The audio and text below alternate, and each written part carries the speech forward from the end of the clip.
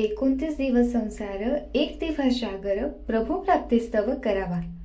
मग आता हा दिवस तो कोणता? तर चौदस पौर्णिमा. आपल्या भारतीय वैदिक परंपरेमध्ये आणि वैज्ञानिक दृष्ट्याही पौर्णिमेला अनन्यसाधारण महत्त्व आहे. पौर्णिमेच्या दिवशी चंद्र आपल्या पूर्णत्वात असतो. त्याचा प्रभाव मन, चित्त, भावना यावरही जाणवतो. आपल्या अंतर्मनाला प्रकाशमान करण्याची एक सुवर्ण संधीच जणू.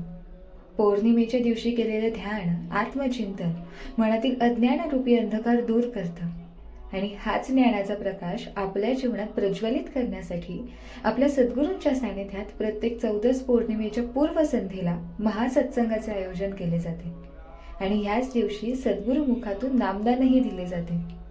नामदान म्हणजे केवळ एखादं नाम प्राप्त करणं नाही. गुरुमुखीचे नाम हे हो मोक्षपुरीचे धाम, येथेच मानवा विश्राम मिळावं. म्हणजेच आपल्या जीवनाला, आपल्या अंतर्मनाला परमसत्याशी जोडणाऱ्या आध्यात्मिक मार्गावर एक पवित्र पाऊल ठेवणं आहे.